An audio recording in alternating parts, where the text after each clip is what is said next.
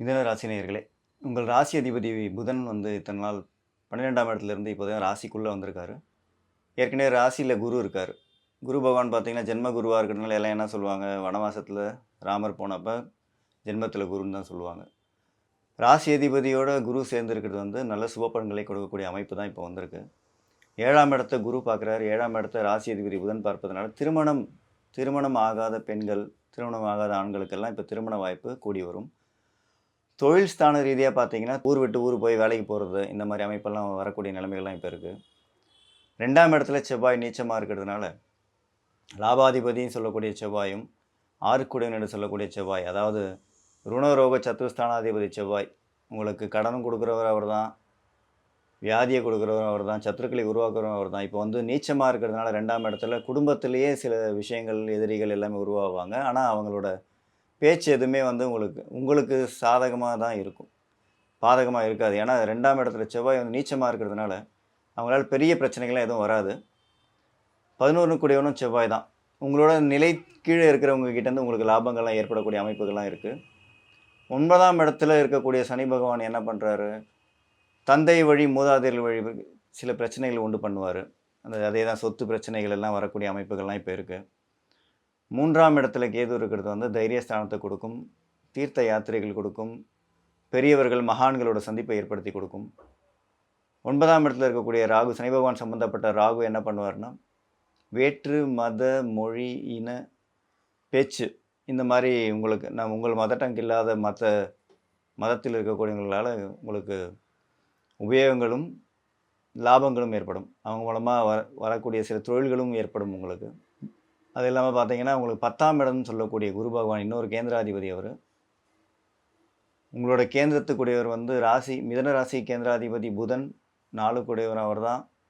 7 கூடிய இன்னொரு கேந்திராதிபதி குரு, 10 கூடிய கேந்திராதிபதி குரு. அவர் 2 பேருமே உங்க ராசியிலே உட்கார்ந்ததுனால கேந்திராதிபத்திய யோகம் இருக்கும் உங்களுக்கு இப்போ. குருக்கு எப்பவுமே கேந்திராதிபத்திய தோஷம் உண்டு. 1, 4, 7, 10 என்ற கேந்திரங்களுக்கு அதிபதிகள், அதாவது மிதுனத்துக்கும், கன்னிக்கும் அதிபதியான புதனும், தனு ராசிக்கும், மீன ராசிக்கும் அதிபதியான குருவும், இந்த 4 கேந்திரங்களுக்கு உடையவர்கள் வந்து பார்த்தீங்கன்னா, மிதுனத்துக்கு கேந்திராதிபதி குரு, மிதுனத்துக்கு கேந்திராதிபதி புதன். இவங்க 2 பேருமே பார்த்தீங்கன்னா, ராசியிலே இருக்கிறது வந்து கேந்திராதிபத்திய யோகம். 2 கேந்திராதிபதிகள் ஒண்ணு சேரும்போது என்னன்னா, எல்லா விஷயங்களும் நல்ல விஷயங்கள் நடக்க ஆரம்பிக்கும். உங்களுக்கு 3 கூடிய சூரியன் 12ல இருக்கிறதுனால நெறைய அலைச்சல்கள் இருக்கும். தைரியமா சில விஷயங்கள எடுத்து செய்வீங்க. அந்த மகான்கள் நான் ஏற்கனவே சொன்னது போல, மகான்களோட வழிபாடு கிடைக்கும். பெரிய தீர்த்த யாத்திரைகள்லாம் போகக்கூடிய அமைப்புகள்லாம் கிடைக்கும். பயணங்கள் கொஞ்சம் நெறைய இருக்கும். வைகாசி மாதம் ஃபுல்லா கொஞ்சம் பயணங்கள் இருக்கும். அதுக்கப்புறம் பார்த்தீங்கன்னா, ஆனி மாசம் சூரிய பகவான் உங்க ராசிக்குள்ளேயே வருவாரு. அப்ப இன்னும் இன்னும் தைரியங்கள் மேம்படும்.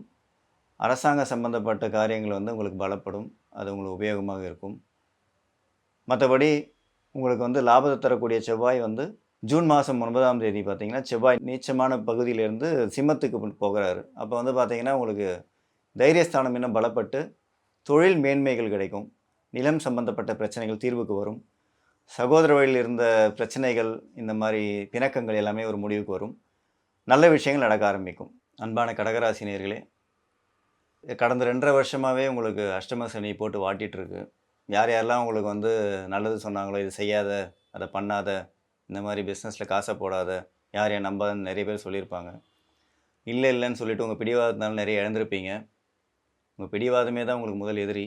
உங்க பிடிவாதம் தான் உங்களுக்கு ஒரு பெரிய நண்பனும் கூட. நெறைய விஷயங்கள் சாதிச்சு காட்டியிருப்பீங்க உங்க பிடிவாதத்தினால. அதே சமயம் இந்த பிடிவாதத்தினால தான் நெறைய விஷயங்கள் இழந்திருக்கீங்க இந்த 2 1/2 வருஷ காலகட்டத்தில. கடன் தொல்லைகள், வழக்கு, களவு போதல், திருடு போது, அப்புறம் வந்து கணவன் மனைவிக்குள்ள ஒற்றுமை இல்லாத நிலை. கணவன் பேச்ச மனைவி கேட்காதது.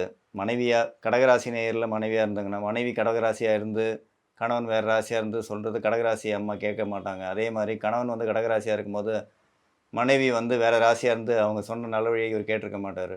அதனால பாதிப்புகள்லாம் பார்த்தீங்கன்னா, உங்க 2 பேருக்குமே தான். கணவன் மனைவிக்கு தான் அந்த 2 பாதிப்புமே.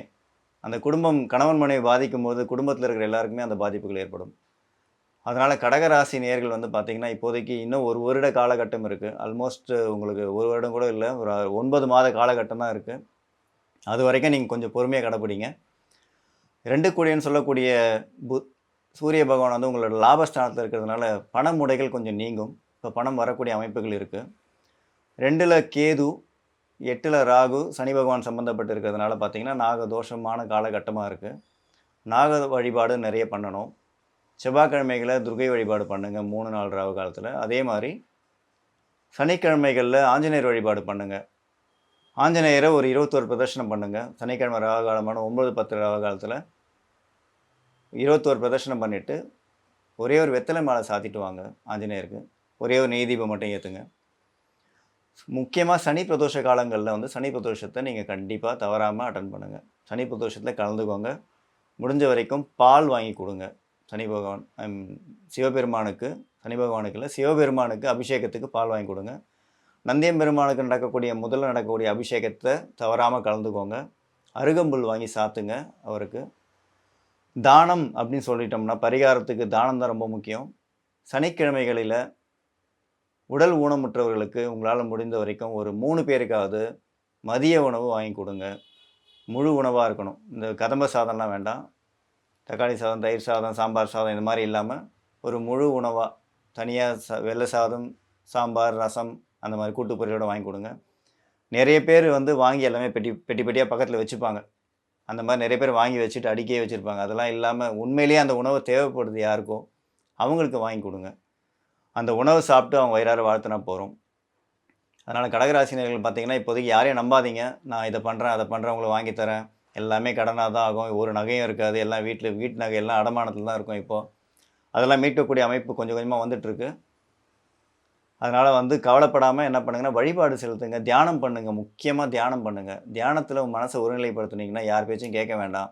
இறைவனே உங்களுக்கு வந்து தானாக வழி நடத்தி கொடுப்பாரு.